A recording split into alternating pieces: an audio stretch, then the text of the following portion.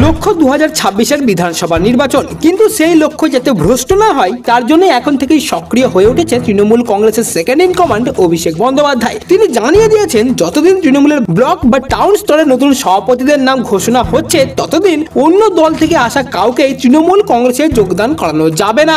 সভাপতি ঘোষণার পরেও এই প্রক্রিয়া খুব একটা সহজ হবে না। নতুন নিয়ম অনুযায়ী দল বদলিতের কথা জেলা কমিটির পাশাপাশি তৃণমূল কংগ্রেসের পরামর্শদাতা সংস্থা আইপ্যাককেও জানাতে হবে। রবিবার এই বিষয়ে জঙ্গিপুর জেলা তৃণমূল কংগ্রেসের পক্ষ থেকে ব্লক সভাপতি, বিধায়ক এবং শাখা সংগঠকদের একটি নির্দেশিকা পাঠানো হয়েছে। জঙ্গিপুর সাংগঠনিক জেলা সভাপতি খলিলুর রহমান এই নির্দেশিকা পাঠিয়েছেন। তিনি বলছেন, পার্টি বলেছে তাই করছি। তবে রাজ্যের অন্য জেলাগুলিতে এই নির্দেশিকা পাঠানো হয়নি, কিন্তু অন্যত্র কেন পাঠানো হয়নি তা নিয়ে অবশ্য মুখ খোলেননি তিনি।